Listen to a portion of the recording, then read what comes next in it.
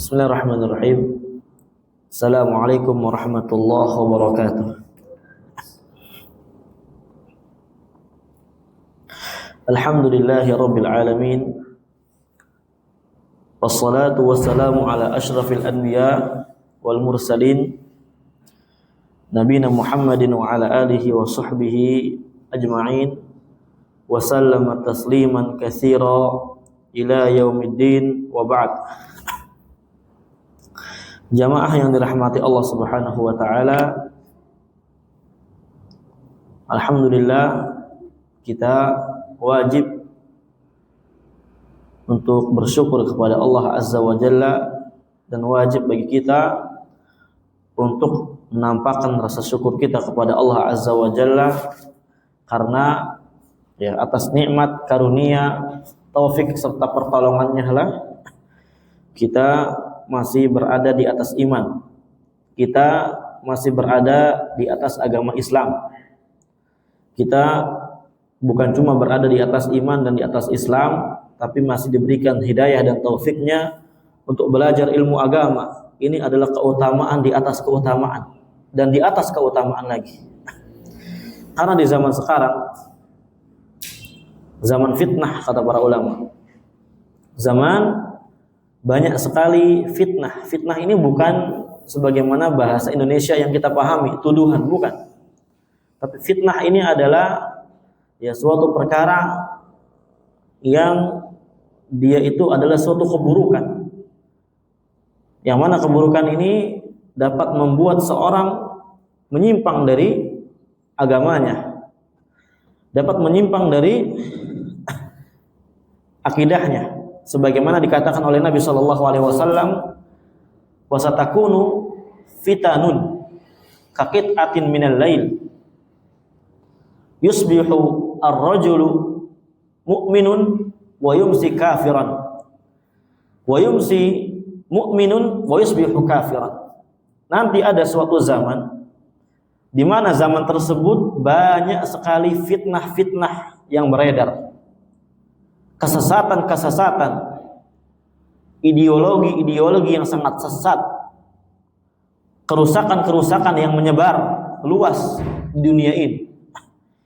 Yang digambarkan oleh Nabi SAW, fitnah tersebut kaqit'atin minal lail, seperti potongan-potongan malam hari, yang artinya banyak tersamarkan seorang ketika melihatnya.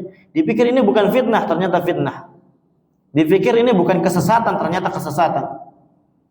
Dipikir ini adalah perkara yang baik-baik saja, ternyata ini perkara yang sangat buruk. Ini banyak. Bahkan dilanjutkan oleh Nabi SAW, wa yusbihu mu'minan wa yumsi kafiran. Paginya ada orang yang dia masih beriman, tapi sorenya langsung kafir. Sorenya mukmin, paginya kafir. Na'udzubillah. Ini menunjukkan bahwasanya krisis Islam dan akidah di zaman sekarang itu sangat menyebar. Dan ini juga menunjukkan tentang benarnya Nabi SAW dari kabarnya. Dan betul, sekarang banyak sekali yang demikian. Banyak sekali orang yang menjual agamanya. Fayabi'u dinahu, kata Nabi dalam hadis selanjutnya, bi ardi minad dunya. Dia menjual agamanya dengan sedikit daripada dunia. Di mana banyak orang di zaman sekarang yang rela menjadi kafir disebabkan apa? Pekerjaannya, disebabkan dunianya, disebabkan tawaran-tawaran yang sangat besar. Dan ini berat memang bagi orang yang di dalam hatinya tidak memiliki ilmu, tidak memiliki yang namanya kekokohan di dalam belajar ilmu agama. Oleh karenanya belajar ilmu agama di zaman sekarang adalah perkara yang sangat urgen. Lebih lagi dalam belajar perkara akidah, tauhid, ini perkara yang lebih urgen lagi. Karena banyak dari kita mungkin yang udah belajar lama, tapi nggak tahu bagaimana akidah Islam, bagaimana intisarinya, bagaimana tauhid, bagaimana yang dapat membatalkan keislaman seorang, membatalkan tauhid seorang. Nggak tahu mungkin sebagian kita. Ini berbahaya. Kalau kita nggak mau belajar akidah, nggak mau belajar tauhid, maka seakan-akan Islam kita, akidah kita tuh terombang-ambing di ujung tanduk, sangat berbahaya. Oleh karenanya kita sekarang ya setelah libur yang lumayan panjang masih diberikan hidayah, diberikan taufik untuk mau belajar ilmu, untuk mau duduk di majelis ilmu, ini adalah kenikmatan yang sangat besar. Di atas kenikmatan, Islam itu adalah kenikmatan, betul. Tapi di atas itu seorang untuk menyempurnakan lagi dan lebih sempurna lagi nikmatnya, dia bisa belajar ilmu agama, dia bisa belajar Islam. Maka ini adalah perkara yang sangat wajib disyukurkan. Oleh karenanya Allah berfirman, "Qul bi fadlillahi wa bi rahmatihi wa bidzalika atau fa bidzalika falyafrahu huwa khairum mimma yajma'un." Katakanlah wahai Muhammad kepada mereka semua, kepada orang-orang kafir, kepada orang-orang yang enggan meninggalkan kekufurannya, dan kepada orang-orang yang mereka baru masuk Islam pada saat itu. Bi fadlillah wa bi rahmati, dengan karunia dari Allah dan rahmatnya dari Allah Azza wa Jalla, fa bidzalika falyafrahu. Dengan hal demikian hendaklah seorang menampakkan kesenangannya. Artinya dengan adanya Al-Qur'an, dengan adanya hadis Nabi sallallahu alaihi wasallam, dengan adanya ajaran Islam, dengan adanya kajian ilmu agama, dengan adanya dakwah tersebar, seorang wajib senang, wajib tampakkan kesenangannya. Huwa khairum mimma yajma'un, karena kesenangan di atas hidayah, di atas taufik, itu lebih baik daripada apa yang mereka kumpulkan dari perkara-perkara dunia yang sangat banyak. Allahu Akbar. Oleh karenanya ini kita wajib bersyukur kepada Allah terus, supaya ditambah nanti nikmatnya, nikmat belajarnya, nikmat semangat belajarnya dan semisalnya. Nah, dan insya Allah hari ini ya kita mulai lagi kajian kita 2 pekan sekali di dalam membaca kitab yang sudah kita baca kemarin sedikit. Sekarang ini pertemuan ke-6 ya. Kalau di rekaman pertemuan ke-6 kitab Asyrul Rakaiz fi Tarbiyatil Abna, 10 pilar, 10 pondasi di dalam mendidik anak. Ini udah kita bahas kemarin di awal. Ini bukan dalam rangka membatasi hanya 10. Tapi Syekh di sini menyebutkan perkara-perkara yang paling penting dari perkara-perkara yang penting. Bukan berarti yang lain nggak penting-penting. Cuma kan terkadang orang ini kalau ngelihat kitab udah tebel itu udah males ngajinya. Ya. Apalagi ustadznya ngelihat kitab, bawa kitab tebel banget, wah itu bayangannya kapan selesai itu. Tapi kalau kitab tipis kayak gini, masih ada sebagian yang aduh males hadir.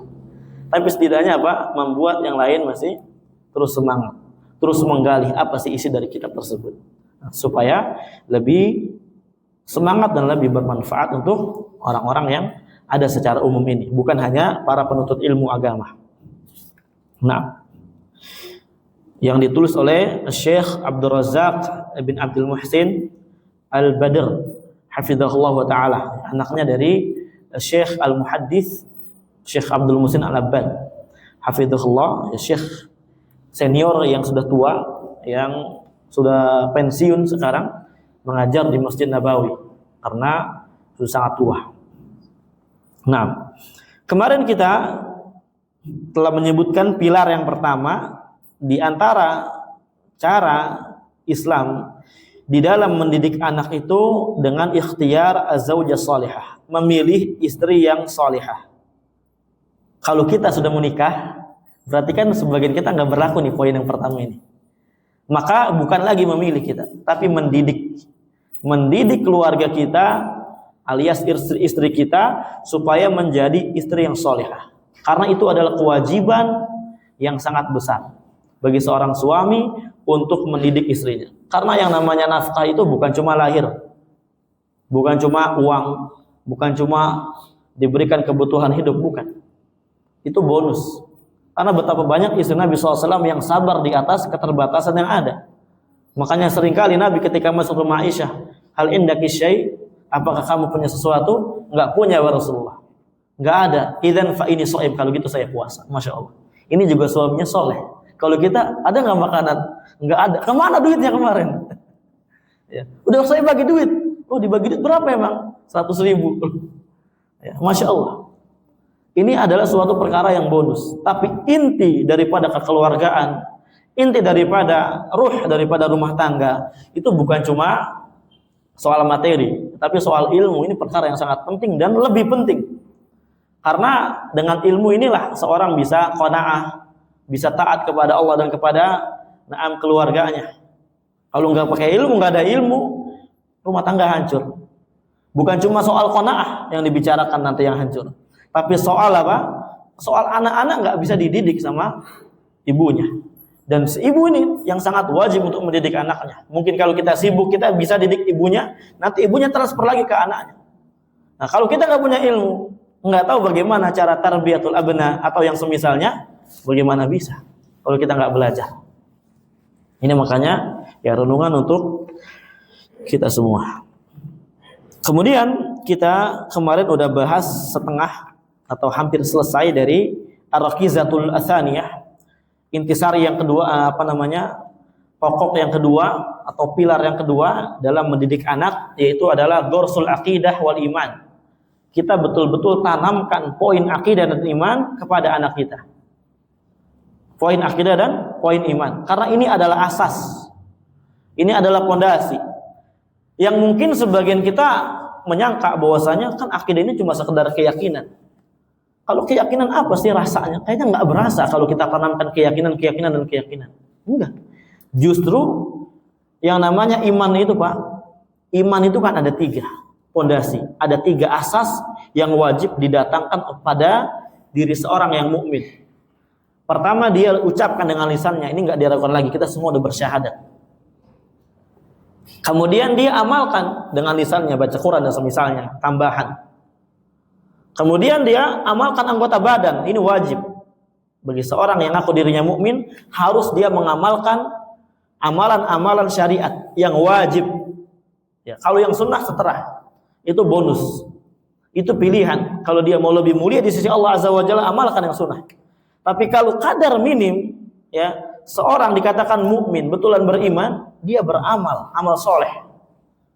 Kenapa? Karena amal soleh inilah hasil dan inti serta konsekuensi yang lazim dari adanya iman seorang di dalam hati. Yang ketiga, itulah iman di dalam hati, akidah, keyakinan. Yang mana kalau hatinya seorang benar, imannya seorang benar di dalam akidah, maka enggak mungkin amalan-amalan anggota badannya enggak benar. Pasti benar. Inilah asas yang sangat penting. Justru asas yang paling penting untuk benarnya kehidupan seorang muslim, dia uruskan hatinya itu bagaimana. Kalau hatinya benar, akidahnya benar, keyakinannya benar, imannya benar, maka pasti akan muncul yang benar-benar juga. Enggak mungkin muncul yang keliru. Sebagaimana dikatakan oleh Nabi SAW, inna fil jasadi mudghah, idza salahat salahal jasadu kullu, wa idza fasadat fasadal jasadu kullu, ala wahyal qalbu. Ketahuilah, di dalam jasad kita ada segumpal daging. Ketika segumpal daging itu baik, maka semuanya baik anggota badannya. Dan ketika segumpal daging itu buruk, maka semua anggota badan kita akan buruk. Ketahuilah itu adalah hati. Maksudnya apa? Hati ini iman. Iman di dalam hati. Akidah di dalam hati. Maka iman dan akidah yang benar akan terpancarkan darinya kesolehan-kesolehan yang benar dari perbuatan seorang. Makanya aneh ketika orang mengatakan, kamu kenapa enggak sholat? Kamu kenapa kok enggak berjilbab? Kamu kenapa enggak beramal? Yang penting hati saya beriman. Enggak benar. Kalau dia enggak beramal, dia enggak berhijab dan semisalnya, ketahuilah bisa imannya error atau imannya memang enggak ada di dalam hatinya. Karena Ahlussunnah wal Jamaah, mereka sepakat berijma yang namanya iman itu memiliki korelasi yang sangat kuat, memiliki ikatan yang sangat kuat antara kolbu dan antara anggota badan. Oleh karenanya di antara perkara yang sangat penting untuk ditanamkan kepada anak-anak kita itu poin akidah.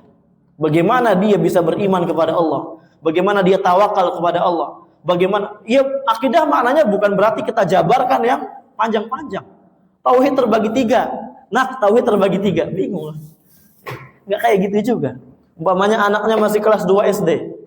Sini kamu Bapak ajarin. Ya. Tauhid ini ada uluhiyah, rububiyah, asma wa sifat. Apa ini? Bukan kayak gitu. Tapi setiap daripada umur ini memiliki porsi ilmunya masing-masing. Kita harus tahu juga bagaimana kadar yang pas untuk mengajarkan anak usia demikian, bagaimana akidah yang pas usia demikian, bagaimana yang pas usia demikian, berjenjang. Ini sangat penting.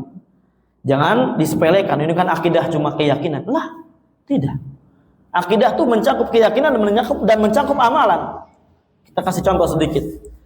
Di antara akidah yang mencakup keyakinan itu adalah akidah tauhid tentang tauhid rububiyah. Bagaimana kita beriman kepada Allah. Dan di antara iman kita kepada Allah, iman kepada rububiyahnya Allah. Allah Maha Pencipta, Allah Maha Mengatur, Maha Memberi rezeki dan semisalnya. Maka dari akidah ini melazimkan nanti akidah berikutnya, yaitu tauhid uluhiyah. Kalau seorang memiliki iman yang benar tentang rububiyah, lazim dan wajib bagi dia untuk menerapkan uluhiyah. Uluhiyah ini apa? Kita mengesahkan Allah dalam ibadah. Karena kita lihat, setiap konteks yang berbicara tentang tauhid rububiyah, setelahnya dilazimkan uluhiyah. Wa ma khalaqtul jinna wal insa illa liya'budun. Tidaklah saya ciptakan. Ciptakan ini tauhid apa? Rububiyah. Allah Maha Pencipta, mengatur, memberi rezeki. Tidaklah saya ciptakan, melainkan dia ini tujuannya untuk beribadah kepada saya. Kamu saya ciptakan untuk beribadah, untuk bertauhid. Lihat bagaimana. Bagaimana inti dan besarnya poin akidah terhadap amalan badan seorang. Terhadap amalan-amalan buah yang ada dalam amaliyah lahiriah seorang. Ini penting. Harus diperhatikan. Jangan sampai kita terkena yang namanya syubhat atau terkena yang namanya kerancuan-kerancuan di dalam berpikir ini kan cuma akidah biasa. Enggak. Justru akidahlah yang akan membangun bagaimana sehatnya orang. Lihat bagaimana pondasi pohon. Kalau akarnya baik, maka pohonnya akan baik. Ya. Akidahnya, kalau pohonnya buruk, maka akarnya buruk, maka ya pohonnya juga akan buruk. Sebagaimana kemarin dijelaskan. Nah, kita lanjutkan di sini.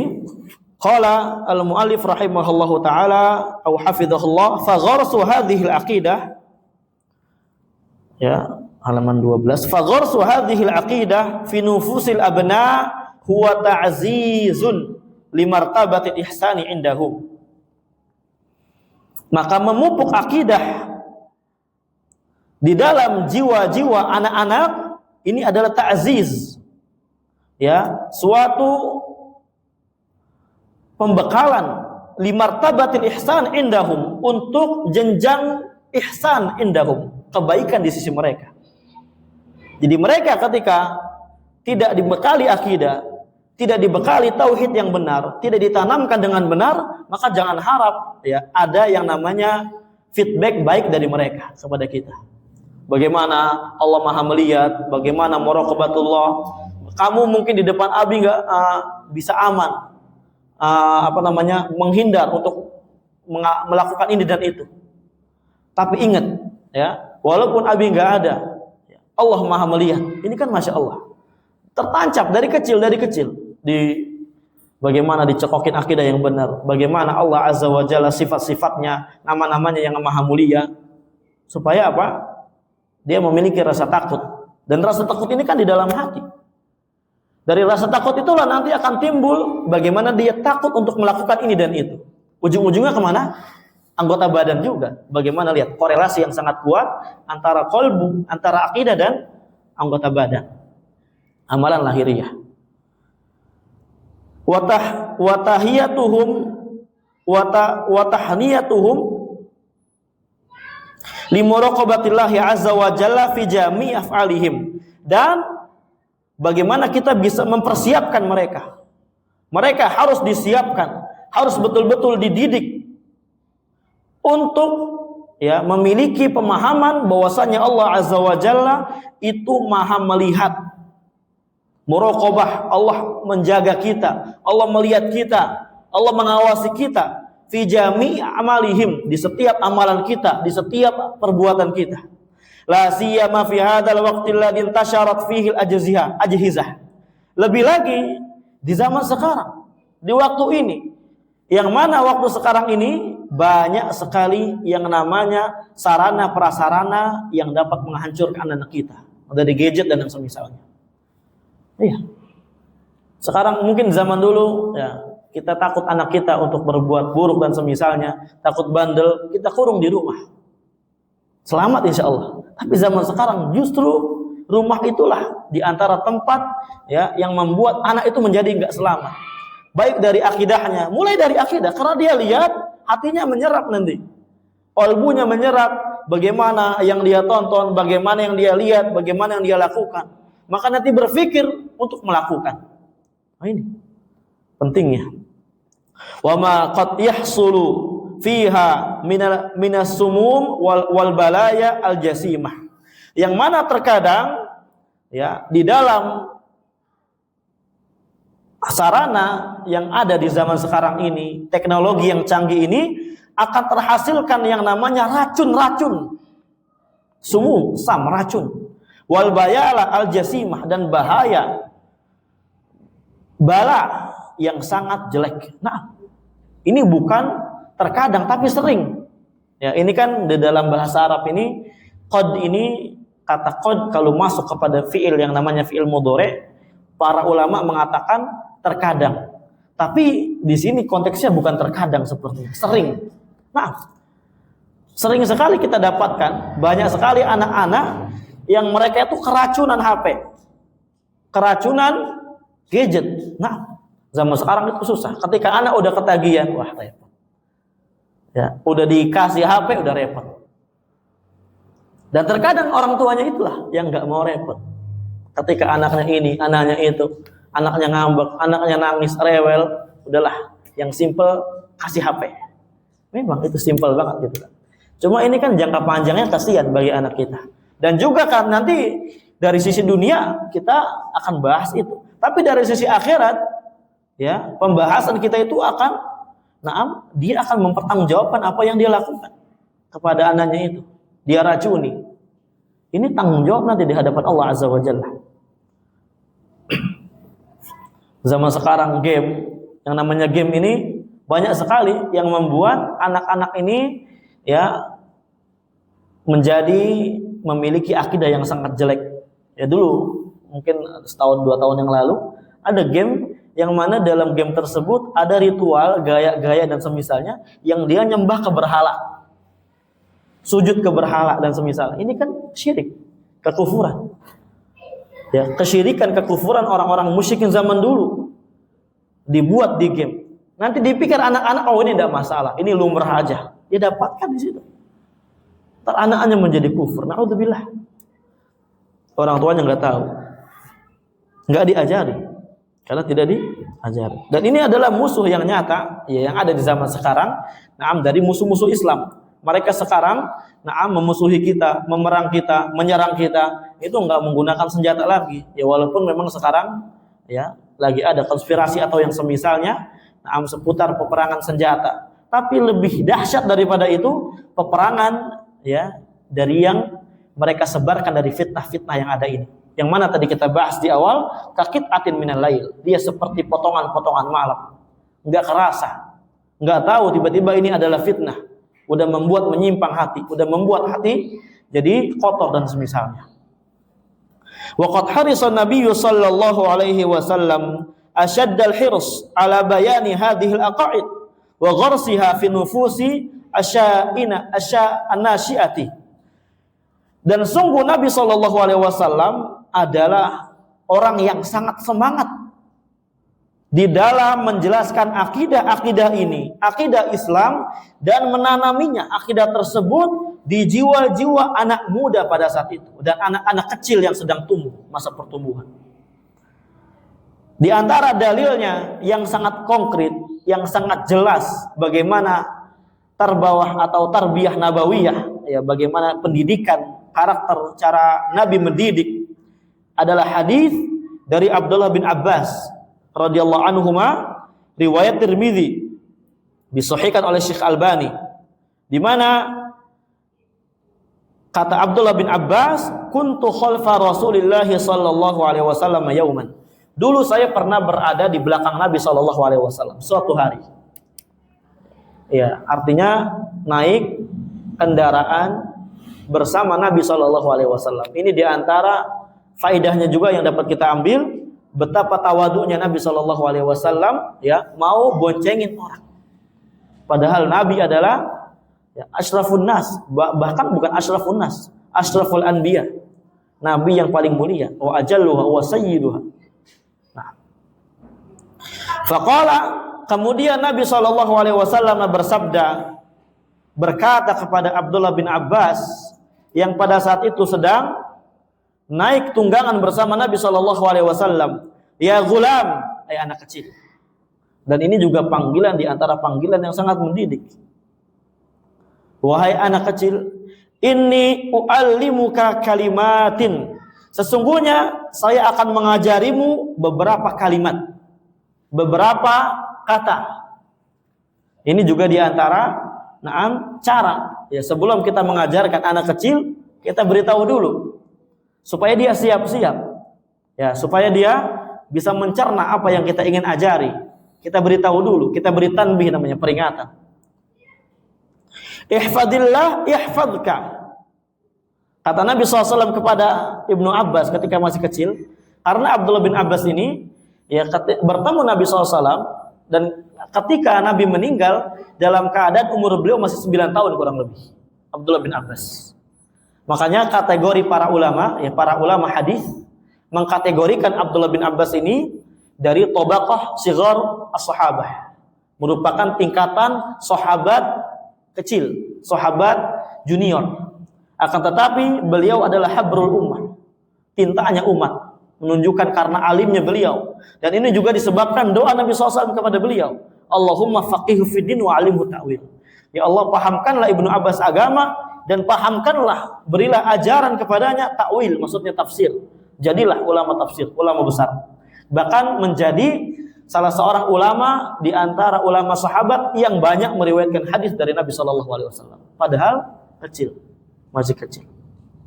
Nah, ya walaupun beliau terkadang mengambil hadisnya dari sahabat senior langsung ke Nabi Shallallahu Alaihi Wasallam. Tapi dalam ilmu hadis itu bukan perkara yang hina. Menghilangkan sahabat, di dalam suatu riwayat mata rantai hadis langsung ke Nabi Shallallahu Alaihi Wasallam itu bukan suatu perkara yang hina, selama yang menghilanginya adalah sahabat juga.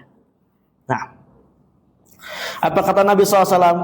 Ihfadillah, jagalah Allah, yahfadka, maka Allah akan menjagamu.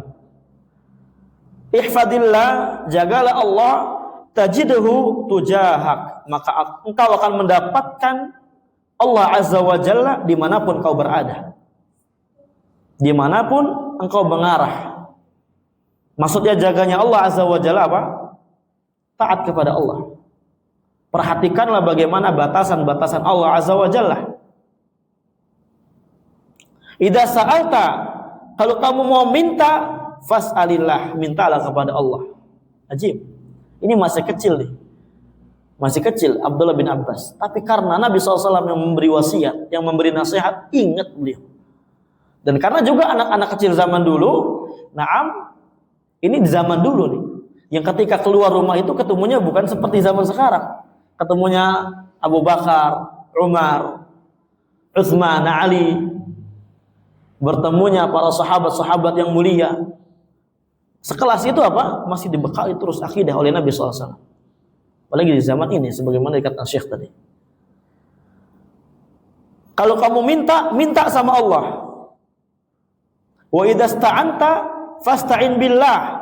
Kalau kamu mau meminta pertolongan, mohonlah pertolongan kepada Allah Azza wa Jalla.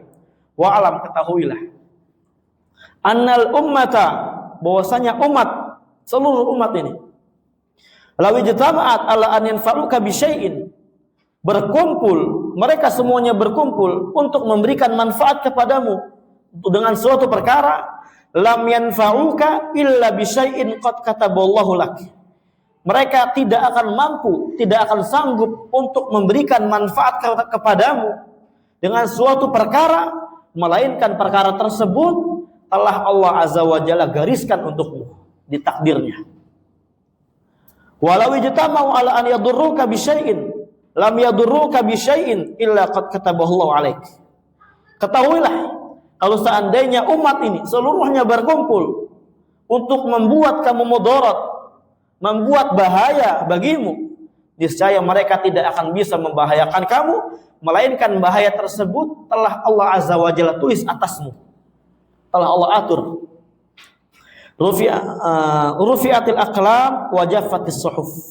Pena telah diangkat, artinya catatan takdir sudah diangkat. Karena yang mencatat takdir dahulu pena. Ketika Allah Azza wa Jalla menciptakan pena, Allah berkata kepadanya, awwalu ma khalaqallahu al-qalam qala lahu uktub. Pertama kali Allah ciptakan pena, Allah bicara kepada pena, uktub, tulislah. Madza aktub, kata pena, apa yang saya tulis wahai Rasul? Wahai Allah. Uktub ma huwa kainun ila yaumil qiyamah. Tulislah suatu perkara yang akan terjadi sampai hari kiamat nanti. Ini kan akidah yang sangat penting. Ini akidah takdir namanya. Bagaimana kita bisa beriman kepada takdir? Ini perkara yang sangat berat. Diterapkan di zaman sekarang. Di mana banyak sekali orang yang mereka itu menyimpang dalam perkara takdir. Dan juga banyak dari mereka yang tidak memahami konsep takdir dengan baik dan benar. Tapi kalau udah paham konsep takdir, pena udah diangkat, wajafatis suhuf, dan yang namanya lembaran-lembaran itu udah kering, artinya lauhil mahfuz udah nggak ditulis lagi. Udah, dia akan tahu. Ya udah, kalau ada bencana menimpa saya, ini takdir dari Allah. Hidup akan tenang. Hidup akan tenang. Ini namanya gharsul akidah. Ditanamkan akidah di jiwa anak kecil. Itu bagaimana gambaran menanamkan akidah pada anak kecil dari Nabi SAW. Bukan perkara yang rinci, bukan perkara yang rumit, tapi kita bagaimana ajari mereka ketika kita minta sama Allah.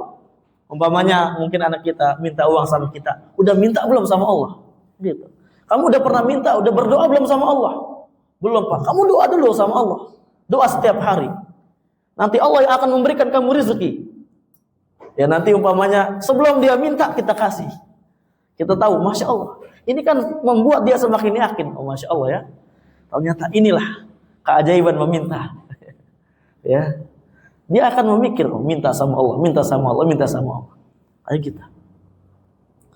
Bukan minta sama makhluk. Walaupun kalau minta sama makhluk dengan catatan terpenuhi 3 syarat kata para ulama.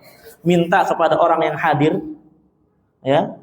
Kemudian orangnya hidup, dan dia sanggup untuk merealisasikannya. Artinya bukan perkara yang tidak disanggupkan oleh manusia secara umum. Melebihi di atas, artinya bukan berada perkara yang melebihi di atas takdirnya Allah Azza wa Jalla. Kalau umpamanya yang nggak sanggup, ya nggak boleh. Seperti contohnya, coba Pak beri saya syafaat, nggak boleh. Coba selamatkan saya dari neraka. Itu minta, nggak boleh. Harus terpenuhi 3 syarat. Itu boleh-boleh aja, dan itu dibolehkan oleh syariat ini. Akan tetapi, ya namanya anak kecil, supaya dia paham, semakin paham bagaimana yang namanya ibadah, di antara ibadah yang paling agung adalah doa, sebagaimana dikatakan para ulama, kita ajari dari kecil. Supaya apa? Supaya nanti terbiasa. Ketika ada apa-apa, ada masalah, minta sama Allah. Ketika ada keinginan, minta sama Allah.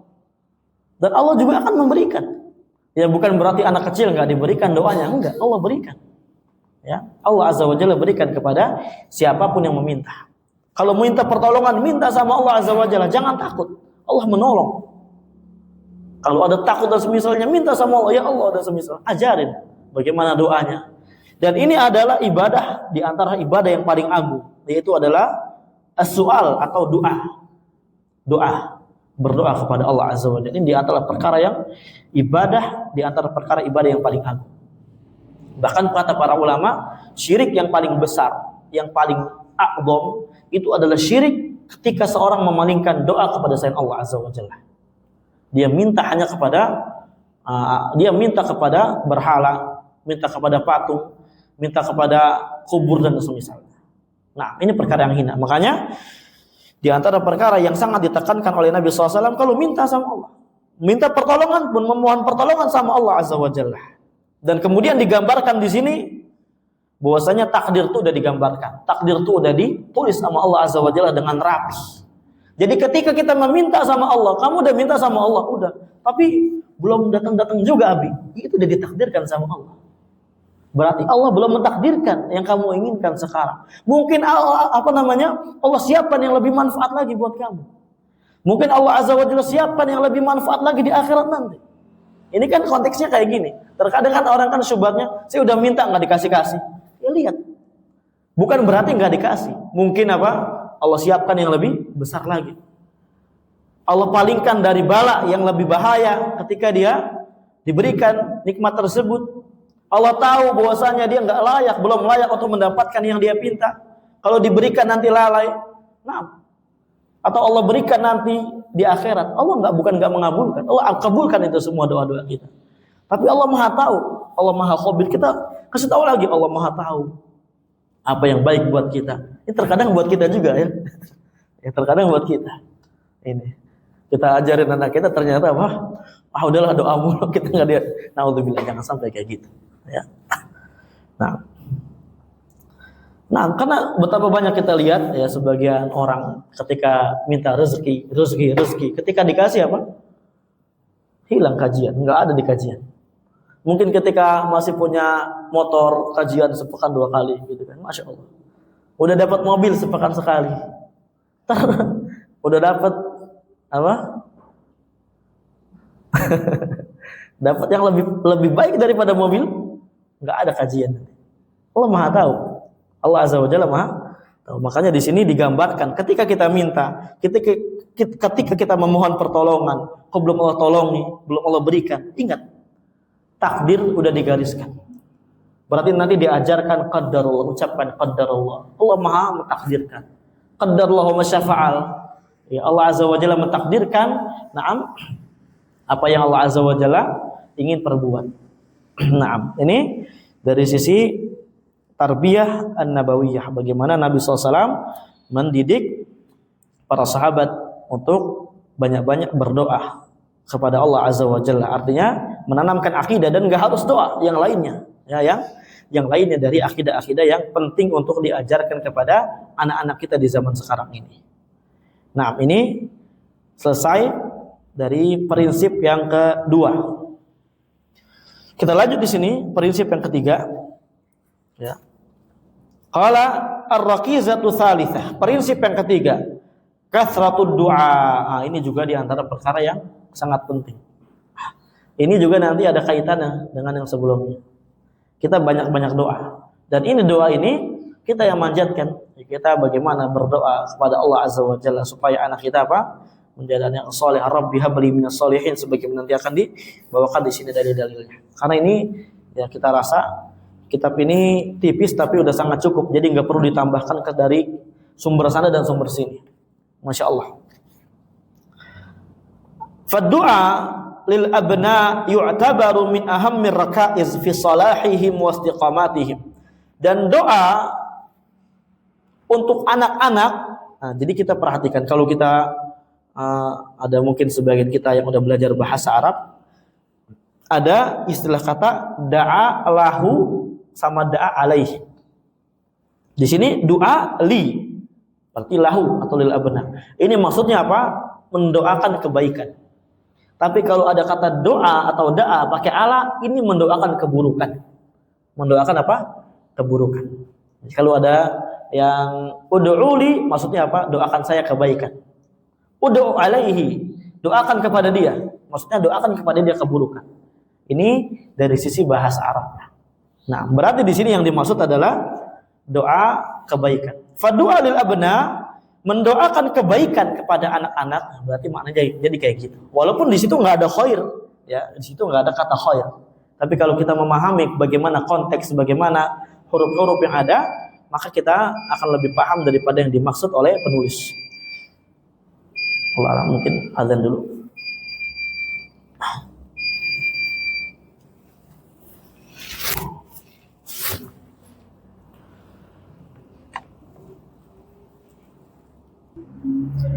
Bismillah, alhamdulillah, wassalatu wassalamu ala rasulillah wa ba'd. Kita lanjutkan sedikit. Berdoa kebaikan untuk anak-anak ini adalah di antara perkara yang sangat dianggap perkara atau pondasi pokok yang paling penting fi sholahihim, di dalam kebaikan anak kita, wastiqamatihim, dan di dalam keistiqomahan mereka. Nah, karena sebesar apapun usaha kita mendidik anak kita, kalau Allah Azza wa Jalla enggak izinkan dan kita enggak meminta kepada Allah Azza wa Jalla, sulit bagi kita untuk menjadikan anak kita anak-anak yang soleh, anak-anak yang istiqomah di atas agamanya. Nah, hal ini sebagaimana ya doa yang sering diucapkan oleh Fudail bin Iyad Qadhi. Masya Allah, ini doa yang sangat ya, layak untuk kita rasapi, untuk kita perhatikan bagaimana sekelas para ulama berdoanya demikian. Maka bagaimana dengan kita? Apa kata beliau? Allahumma innaka ta'lamu anni ijtahattu fi ta'dibi waladi falam astati'. Allahumma fa'adibhu li, ya Allah, sesungguhnya engkau adalah zat yang maha tahu, saya udah bersungguh-sungguh mendidik anak saya tapi saya nggak sanggup. Saya udah sungguh-sungguh didik anak, nggak sanggup, nggak jadi-jadi, saya nggak bisa. Ini kelasnya para ulama nih. Qadhi Fudail bin Iyad, Qadhi, ulama besar, mendidik anak dan meminta kepada Allah, saya nggak sanggup, saya udah bersungguh-sungguh, kamu tahu ya Allah. Allahumma fa'adibhu li, ya Allah, kalau begitu ajarilah adab anak saya untuk saya. Bantulah saya untuk ya supaya anak saya beradab, supaya anak saya mengamalkan apa yang saya ajarkan. Lihat bagaimana sekelas ulama ya, tidak menyandarkan kepada ilmu yang dia miliki di dalam mendidik anak, tidak. Tapi akan tetapi apa? Wajib bagi kita semua di dalam mendidik anak, mentarbiyah anak, jangan sampai kita tinggalkan doa lahum untuk mereka. Karena kalau kita tinggalkan doa, sulit bagi kita untuk mendidik anak kita, dan sulit bagi kita untuk menjadikan bagaimana anak kita menjadi anak istiqamah. Karena semua ini di atas karunia dari Allah Azza wa Jalla, sebagaimana yang telah kita gambarkan tadi. Maka bagaimana dengan kita yang tidak punya ilmu, atau ilmu kita yang sedikit, kita nggak tahu bagaimana tarbiyatul abna ala manhajin nabawiyah, di atas cara para nabi, di atas cara Nabi SAW, bagaimana akidahnya yang harus kita paparkan kepada anak-anak, jenjangnya bagaimana. Maka lebih layak lagi dan lebih harus lagi bagi kita untuk banyak-banyak berdoa lahum, kebaikan untuk anak kita dan juga untuk kita semua. Akan tetapi kalau misalkan kita udah berdoa, udah berusaha mendidik anak-anak kita, tapi ternyata memang belum Allah berikan istiqamah, belum Allah Azza wa Jalla berikan taufik, anugerah untuk dia, untuk anak-anak kita, maka kembali kepada prinsip yang tadi sebelumnya. Takdir Allah Azza wa Jalla telah gambarkan, takdir telah Allah Azza wa Jalla tulis, dan takdir telah Allah Azza wa Jalla tentukan. Tinggal bagaimana kita bersabar di atas ujian tersebut. Sebagaimana pertemuan yang awal dulu kita katakan, innama amwalukum wa auladukum fitnah. Anak-anak kita dan harta-harta itu adalah fitnah, ujian yang sangat besar. Tapi Allah tutup ayat tersebut dengan motivasi supaya bisa kita untuk melawan ujian tersebut. Wallahu indahu ajrun azim. Tapi ingat, di sisi Allah Azza wa Jalla ada ganjaran yang sangat besar bagi orang yang sanggup untuk dia terus berada kokoh di atas ujian yang sangat besar itu. Ini diantara poin dan kajian kita malam ini dari kitab Tarbiyatul Abna li Syekh Abdul Razak Al-Badr hafizahullah ta'ala. Insyaallah kita akan lanjutkan lagi kajian ini pada pertemuan yang akan datang. Semoga yang sedikit ini bermanfaat untuk kita semua. Jazakumullahu khairan katsira, wafaqallahu al-jami' lima yuhibbu wa yarda, walhamdulillahi rabbil alamin.